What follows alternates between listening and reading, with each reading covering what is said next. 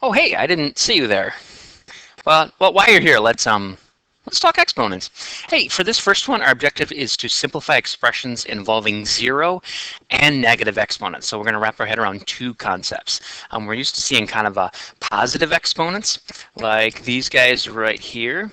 And using our base number, we know that 2 to the 4th power is 2 times 2 times 2 times 2, which is going to get us to 16.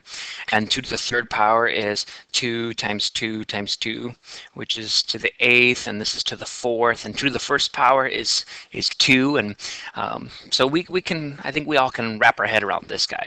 And 10 to the 4th power is 4 tens being multiplied together. So 10 to the 4th power, we end up, of course, with all our zeros here, so it's like 10,000, and then we end up with 10 to the 3rd power. Okay, it's 1,000, and then we got 100, and then we've got 10 itself. Okay, so those positive exponents we're more familiar with, but we're going to look at and investigate to the 0 power and to the negative power. Okay, 0 as an exponent. For every non-zero number, a, so we're talking about non-zero. So 0 to the 0 power is like another conversation, but for every non-zero number, so everything else besides 0 as your base, to the 0 power is 1. So for instance, 4 to the 0 power is 1. Negative 3 to the 0 power is 1. 5.14 to the 0 power is 1. X to the 3rd, y to the 7th, n to the 13th to the 0 power, all of this is 1. The 0 does influence the whole thing. So when I look back at my original graph here, or a grid of information, so 2 to the 0 power is 1. You can see the pattern play out, 16, 8, 4, 2, 1, and then these play out as well, 10,000, 1,000, 110, and 10 to the 0 power is 1.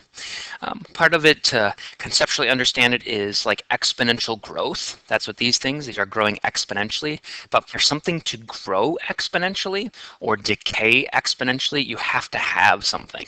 Like you have to have a value for it to grow, and the bottom point that it starts at is 1, 2 to the 0 power. All right, so let's look at negative exponents.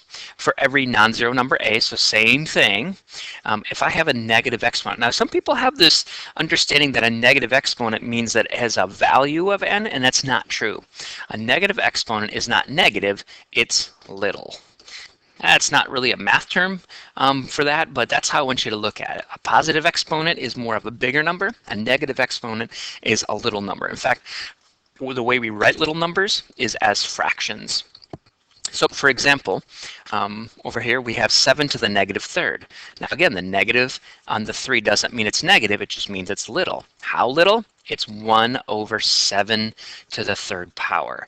So notice what I'm doing is I'm just making it a fraction and dropping the negative number, because we don't want to leave the negative with our number and our values. When I say to simplify something, we're actually getting rid of that negative. So we're going to write it as a fraction. And we also don't simplify it out by writing it as a decimal. We want to leave it. So here's another one. So negative 2, my exponent is negative 2, which is telling me it's little, so I can write it as a fraction. And this negative 5 is going to tell me that my value of my whole answer could possibly be negative, but not in this case. So take a look here. Notice the negative 2, and as soon as I write it as a fraction, I'm dropping that negative in the exponent. All right, and here's a couple of things to talk about. Why can't you use 0 as a base with 0 exponents? Well, 3 to the 0 power is 1, 2 to the 0 power is 1, 1 to the 0 power is 1, 0 to the 0 power is 1. However, consider this following pattern. 0 to the 3rd power is 0. 0 to the 2nd power is 0. 0 to the 1st power is 0. 0 to the 0 power is 0. So because you have these two conflicting answers, we would say that 0 to the 0 power is undefined. We wouldn't say 0 to the 0 power is 1. It's undefined because it ends up with these two answers that do conflict with each other. So let's try this out a little bit. 9 to the negative 2 power. So remember, the negative 2 doesn't mean it's negative. It just means it's little. And how little is it? It's a fraction. and that's the fraction. And I could keep going with it. It depends on if I want it in exponential form or if I want it in standard form. If I want it in standard form, I do 1 over 81.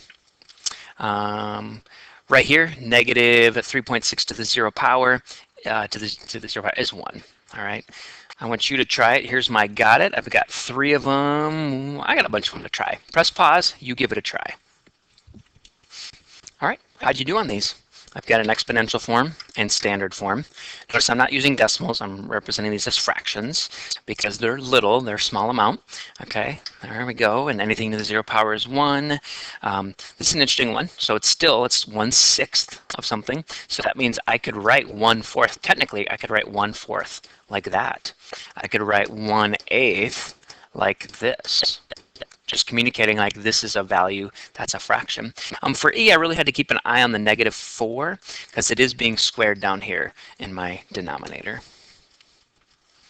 Okay, we need to simplify exponential expressions with these things. What is the simplified form of each one? Now notice when it's all said and done, I do need to get rid of my negative exponents to be simplified. We don't leave them there. So for this guy, I'm going to deal with this. This represents a small amount. So I'm going to do 5a to the third, and that's all over b to the second. And that is simplified. So that's all done. Okay, for b, I'm gonna kind of go through the process of it, but then really you can just kind of put together a rule. Okay, so if you notice in your denominator, we have a -5 as an exponent, which is telling you it's small. I'm going to rewrite this as 1 divided by. Okay, remember what this is. Remember what this is representing. This is representing 1 over x to the 5th. That's what it represents.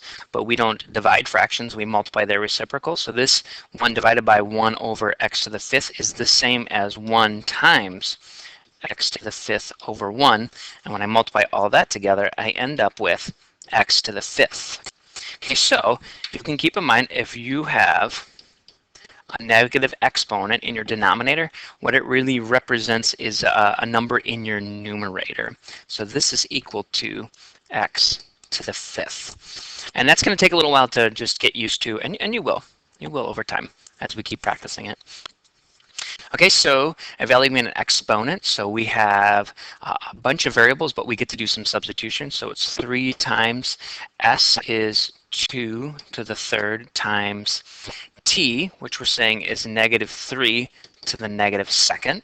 Okay, now I'm going to move this whole value right here because it's small to the bottom. So I have 3 times 8 over, this is -3 to the 2nd. All right, so I end up with 24 in my numerator, and -3 times -3 is 9. And I can simplify this down. I mean, it ends up with the decimal like 2 2/3 is what it looks like. So I can do 2 and, yeah, 2 2/3. All right, what I showed you was substituting first. I'm going to show you what simplifying it first. So that's this guy. So that would be if I have 3s to the 3rd t minus 2. To simplify it first would be to write it like this first, and then substitute in and solve it. Or you can substitute everything in and then move them around. Either way, you're getting a good handle on this. All right, I'm going to have you go ahead and press pause and work these ones out. All right, take a look at your answers. It's just substituting and keeping track of them. This negative exponent is going to move it to the denominator. This one's going to actually move it again to the denominator. Here's a n to the 0 power, which is 1. This w is to the negative first power, which is going to actually move it into the numerator. How exciting. Let's using exponential expressions for solving like a word problem or something like that. So what do we know in our situation? We know we have our expression of 1,000 times 2h, and then we're plugging in, and this is just like a substitution problem. So we're trying where the value is where h is 0. So I have 1,000 times 2 to the 0 power, and I know that 2 to the 0 power is 1. So I end up with 1,000 as the answer for this one. And then I can actually simplify the other one. I'm saying if it's -3. So 1,000, a base of 2 to the negative third power. Okay, now this guy right here, that's actually 1 over 2 to the 3, which is actually to 1/8.